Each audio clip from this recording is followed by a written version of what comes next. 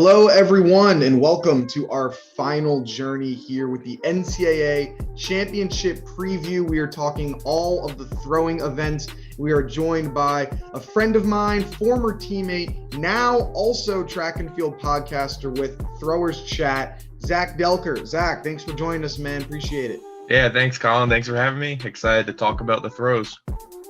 For sure. And Zach is just getting started with his media journey, similar to what I was doing. Before we go any further, I want to give a huge shout out to the sponsor of today's video, Manscaped. As track athletes, we're going to be running tons of miles every week and can be really sweaty and gross after a hard day of practice, but those days are behind us. Manscaped just sent me their brand new performance package, which comes with the Lawnmower 4.0 trimmer, Weed Whacker ear and nose hair trimmer, Crop Preserver ball deodorant, Crop Reviver toner, performance boxer briefs, and a travel bag to hold all your goodies. Look, I've tried a lot of razors in my day, but the Lawnmower 4.0 is just different. Its ceramic blade helps reduce grooming accidents, LED light allows you to shave anytime, anywhere, and since it's waterproof, you can even take it in the shower if you want. When shopping with Manscaped, use code TWN at checkout to get 20% off your entire order, plus free shipping worldwide. Show up to your next meet looking good. If you want to be the best, you gotta look the best. Link is in the description, and now back to the video. All right, so let's get started here with the men's shot put. And so a lot of exciting things are going down with the men's shot. I'll go over what I have for my top three right here, and then we'll see what you got going on. So I got Trip, is it Pipri? I always mess it up. Yeah, I believe it's Pippery, so I think you had it right. Okay. Yeah, I got Trip Pippery coming in first out of Texas, Turner Washington coming in second there out of ASU, and then Isaac Odubisan out of Alabama rolling in with the top three. What do you got going on for the men's shot there? Yeah, Trip has just been so dominant this year. I don't think you can't not pick him at first. So yeah, I got Trip at first. He's had so many 70-foot throws this year. Turner hasn't had the best season. I think he had an injury, but I have him at second too. I think he's going to come in clutch. He's going to have a good performance. And then I actually have Jordan West. I think he's going to make the podium here. He's been really good his whole collegiate career at Tennessee. The guy from Alabama, Odubisan, I don't even know how you pronounce his last name. He's kind of a yeah. He's like an up and comer. I've seen his throws. He's one of those guys that's he looks super strong. Not the best technique. I don't know how well he's going to perform, but I think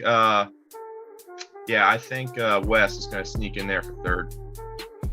Yeah, I think the two big names here that I guess if you know college shot put, the Turner and Tripp are kind of like the bigger names where they've been battling it out. You know, they're both on the West Coast. They both Tripp, huge personality. Like every throw you see, it looks like it's a PR for him.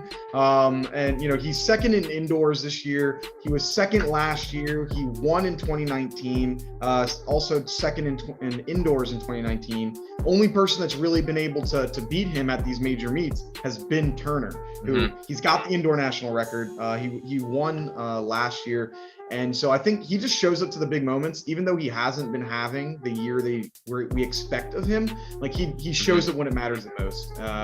Bowerman finalist last year. He's a big time performer there. Yeah, I would also say look out for the NCAA record being there's a slim chance I think Pippery could hit that 22-meter mark. I would assume he might have done it at practice, but I would say just keep that in the back of your head. I think there's a chance that he could hit it. You heard it here first, folks. Watch out for the national record. It might take a national record to win this. I wouldn't be surprised. Yeah. Let's see how that goes. Cool. Discus. What do you got going on for Discus, Zach? This one is probably the easiest first place pick out of all these throwing events. Alekna has just been insane this year. It's in the genes. His dad is, I think, the best discus thrower ever. I think he's going to win it, no questions. Second, I have Romero from UVA. he's been having his last 2 seasons have been really good. He's the only one that I think could beat Alekna, but he would have to have a really good meet.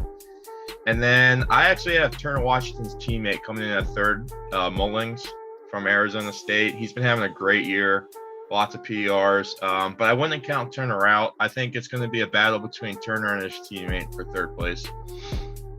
Yeah, that's pretty similar for me. Yeah, Alekna. I mean, this guy, he's head and shoulders right now above the rest, and young guy just getting started here. On my Bowerman watch list in the top 5 position. He's just been very, very consistent this year. Then similar thing. Romero I have in second. He's got 266 plus meter throws. He's been very consistent in the 64 range this entire year. And then I have Turner Washington in third, just because he shows up at those big meets. He does. He won both outdoors, and even when he's not performing at his best, I'm not going against that guy. Something that's really interesting right now about the discus is we're going to probably see this be a very dominant event for a long time in the future. I mean, top 3 athletes have freshman standings. They're athletically freshmen, and then top 6 athletes are going to be returning. So this is going to be a very exciting event for the next 4 or 5 years at least. Yeah, it's kind of exciting to see. Like, the USA discus has been on the rise recently in the last decade. We were kind of, the Europeans have kind of dominated. So it's nice to see some Americans throwing far in disc. Yeah, it's definitely been improving, and I think it's definitely going to be a battle, especially at that third and second place position, where you're going to have some teammates going up against each other. So will be a good one. Up next, let's go on over to the hammer throw. For me, I have Bobby Colantonio with the win. Logan Blomquist, he's out of Alabama. Logan Blomquist out of Southeast Louisiana with second, and then Trey Knight out of USC I have coming in at the third position. What do you have going on for the the hammer throw? This one is the hardest to pick. There's really no standout guy that's been dominating this year like shot or disc was. So I think anyone in the top 8 could podium. But no, I have Blomquist. I have him winning. He has the farthest throw this year in NCAA. I actually have Trey Knight. I think he's going to have a good meet. I have him coming in at second. And then Colantonio I have getting bronze. But like I said, I think anyone in the top 8 here can make podium. Yeah. Well, question for you. Being a thrower, you're around the throws a lot. I know. So Bobby won nationals in the weight throw this indoor season. How much does that translate? Does that affect a whole lot? Like, should you look into it or not look into it too much? It all depends on the thrower, really. Weight throw tends to be more of an event where you can quote unquote grip it and rip it.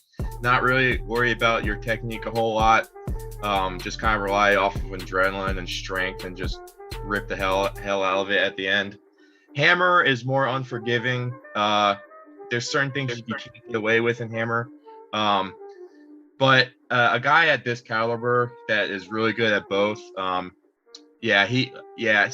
it just really depends on who the athlete is. Okay, there you go. So while they're both kind of spinning events, it's not necessarily whoever's the best in this is going to always be the best in the other. Cool, gotcha. And like you said, with Logan, I've been really impressed with his consistency. He's got 6 throws over 70 meters this year. He's been one of the more consistent throwers over here with the hammer. Trey's been close with that. He's got 3 over 70. So it's gonna be close. Like many of these athletes are they're all within a meter of each other or less. Yeah, exactly. Yeah, and I mean, we even discussed with the it's the hammer. It's going to be a little different, I guess, because I don't know if it's the same circle. But there's rumors of the thrower circle at Oregon may not be the best one. What have you heard here? Yeah, it all started after Alekna broke the NCAA record, and there was some rumors and the throwers chiming in saying how. So like a track is, Colin, you can have a fast track, you can have a slow track. The same thing is with throwing circles. There's fast circles and there's slow circles. And supposedly these circles at Oregon are super fast. And if a little bit of water gets on or in the circle, there's been a lot of people saying it's too dangerous, too slick. Last week at Eugene, we had 2 world-class shot putters slip and like basically fall in the circle. So I hope they take care of this before World Championships, because you don't want to see people. I mean, there's always risk of injury when you have people slipping in the circle. So yeah, it's going to be interesting to see if this impacts like distances or stuff like that. So we'll see what happens. Yeah. Hopefully they figure that out. Yeah, I remember seeing them getting the towels and mopping it up really consistently, being like, yeah, we don't want to see anyone hurting themselves. I mean, we saw Tripp, in practice, broke his ankle because of that. So yeah. I'm sure he's cognizant, like, okay, let's avoid this at all costs. We don't want another issue here. Yeah. Next, going on to the final throwing event of the men's side, we have the Javelin. Who do you have coming out with the Javelin here? Yeah, so I have there's 2 guys that have thrown over 80 this year. So I have them going 1-2. I think Ethan Dabbs is going to win. UVA has a great throwing program, great social media too. Their throws page is really cool. Their coach is really good too. So I think Ethan Dabbs is going to keep that number 1 spot. Yeah, and then next I have, I'm not even going to say his last name. I'm just going to say Namdi from Baylor. Freshman, which is super impressive, throwing over 80. So yeah, I have him coming in at second. And then I think I'm going with kind of an upset. I think Minicello is going to steal that 3rd spot. Peterson's basically at 80, but I think I'm going to have Minicello coming in at 3rd here. Not bad. For me, I've got Ethan Dabbs first, and then obviously he's got 82, 92. He's been crazy this year, 2 throws over 80. Last year he lost in the prelims, so I'm sure he's like, hey, I want to make sure I can get do well there. And then going with a big time, I guess you could say upset for second place. We're going with the winner from last year, guy out of LSU, Terzuriel Pitagui. I butchered the heck out of that. The guy from LSU. He has a throw currently best of 77.34, and then I have Namdi out of Baylor coming in 3rd. He had a huge upset win to win Javelin last year, so I'm saying, hey, why not just run it back, do it again? Even though the guys he was going up against last year, they were also some of the crazy throwers as well. So I think we might see another kind of upset to be able to get a couple more points here for LSU. Yeah, it's always safe to go with experience. So that's not a bad pick on your end. Yeah, I can definitely see that happening. Yeah, there's especially when you're coming in as a freshman, you don't know how that's going to affect you. You might be like, oh, this is the easiest thing ever and perform really well because I'm a freshman, or it might be I'm so scared because I'm going up against people that are national champions. So you never know which one you might get. Right. Perfect. Up next, transitioning over to the women's side. So for that, on the women's shot put, I've got Adelaide Aquila getting the win there. Then Jordan Van Cleeken out of ASU coming in at 2nd. And then finishing at 3rd, I have Alexina Johnson out of Nebraska coming in 3rd. I think Adelaide is going to get her revenge from indoors where she came in 2nd, and getting the win outdoors, doing what she did last outdoor season there. Yeah, me and you are on the same page. I think Adelaide is going to come back. She's going to win. She has a lot of experience. She went to Tokyo. She knows how to compete at Oregon. She made the Olympic team there. So, yeah, I think she's going to come back, get first. And then I have Van Cleeken at 2nd as well. Probably the best overall women's thrower in the NCAA with her discus and shot combined. I think it's going to be a close battle between them two. And then I actually have I guess you could say a sleeper. I'm going with Oladipo from Vanderbilt. And I am picking this because her coach, Ashley Kovacs, arguably one of the best coaches in the world for throws. I think she's going to be ready to compete, and I think she's going to compete well. Yeah, and would they be training as well with Joe and Raven? Would they?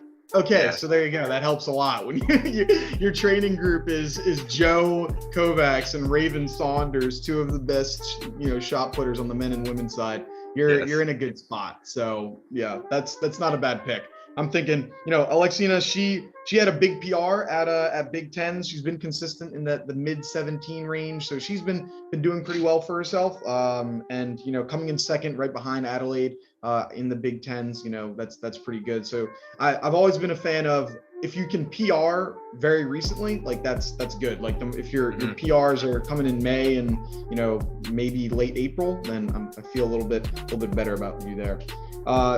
Up next, so we got the discus, and so I would say it's interesting how both of the discus throws, in my opinion, are pretty big locks. Like this, I would say, I'm going to say this is the biggest lock of the entire NCAA championship. I'm going Jordan Van Vleuten winning the shot put, and then Alexandra L. Emelinor, is that it? Maybe. And then Susan Usual coming in at third at a Texas Tech.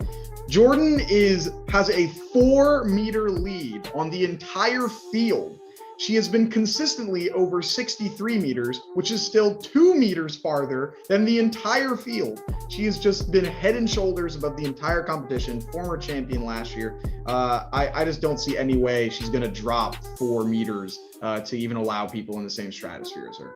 Yeah, this is her meet to lose. She's been dominating this whole year, so I think, like you said, she's going to win this. Never say never, but it's her meet to lose. I actually have Season's Usual getting second here, and this is a little bit of a homer pick for me. I competed against Season in high school. Our throwing coaches knew each other, so that's a bit of a homer pick. I'm kind of rooting for her to do well. And then Emma, I don't even know how to say her last name, Alexandra Emiladnov, I got coming in at third. Yeah, it's with Susan, she came in third last year, right? So she's got that experience of performing top levels against some top competition, and it's the exact opposite as the men's discus, where there's a lot of people are seniors here, and we may not be, this may be the peak and might be one of the best discus competitions we see, because a lot of these ladies are graduating this upcoming season, so should be a good competition. Yeah. Hammer throw. What do you got for that? So like you said, for women's disc, I'm gonna say for women's hammer, I think this might be the biggest lock for women. Cameron Rogers has just been going off this year. New NCAA record. I think she's gonna dominate this competition. Alyssa Wilson could steal it, but I'm going Cameron Rogers first, Alyssa Wilson second, and then Jillian Shippey from North Carolina I have coming in at third. But this is kind of like men's hammer, where really anyone in that 4 through 8 region could all place top 3, really. Yeah, I got for me, I had Cameron Rogers as the leader, NCAA record. She did that at West Prelims too. Again, breaking her old record. She set the national record at national championships last year. So, I mean, we may see it again. Then I got Jillian Shippey coming in at second there. And then Allison Wilson coming in at third. I think Jillian's going to get a little, just don't want to pick straight chalk. So we're going with Jillian second, and then Allison third. She's been fairly consistent there out of Texas State, but I'm thinking, Jillian's going to have the number on the day. So, but yeah, like you said, Cameron Rogers, there's really nobody in her stratosphere right now when it comes to the throws. Awesome. Finishing it up, Javelin. What do you got for Jav? So I think it's going to be a good competition between first and second. There's only been 2 girls that have thrown over 60, and then it kind of drops off after that. So I think it's definitely going to be between Ashton Reiner and Will Trout. I'm going to say Will Trout wins, but it's going to be a close comp. Reiner gets second. And then I have the girl from FIU, Odebor. I think she's going to have a good competition. I have her coming in at third. bad, not bad. Yeah, same thing for me. I think it's going to be a top 2 performance. Like those 2 ladies are going to be going at it. Similar with you, I picked Madison to get the win. Mainly one, I mean, she set her PR at the ACC Championship, so she's been kind of trending in the right direction there. And then I had Ashton Reiner coming in at 2nd. And then at 3rd, I had Megan Albamonte out of Delaware. One small school, UDel, local to where I am. You also said it at CAA's, which is, was just a few weeks ago. She's been pretty good. Trending in the right direction, starting to get more throws over the 55 meter range towards the second half of this season. And so I think, if you can start locking things in, during the last half here, you're going to be in a good position to potentially surprise some people, going out of there. Yep, I agree. Awesome. Well, this is going to be a good meet to be watching. If you had to say, if people could only watch one event for the men and for the women, what events would you recommend if you could only watch one? So it depends on like what you're looking for. If you're looking for a really close competitive competition, I would say men's hammer is what you want to watch. But if you just want to watch like really far throws and want to be entertained, watch men's shot. Tripp is so much fun to watch. He's so loud. He just might be one of the most intense athletes in America right now. So I would, in my opinion, I would say men's shot. And then on the women's side, that's pretty hard. I would say women's hammer, because I think you're going to see a girl dominate and throw super far, but then I think it's going to be a really cool battle for those other podium spots. So I would pick women's hammer. Yeah, if I'm going, so we'll pick a little different ones than you. I think the men's shot put, like you said, is going to be a really exciting one. Seeing those 2 guys battle it out. Otherwise, I think the men's hammer, not hammer. Sorry, I'm not the hammer. The men's discus is going to be really good, because you might see another national record go down. And shoot, you may see Romero be able to Romero, get some, catch fire and be able to to be in that championship conversation. And then I really am excited for the women's shot put as well. I want to see how Adelaide kind of responds from, where she didn't perform, she didn't win indoors.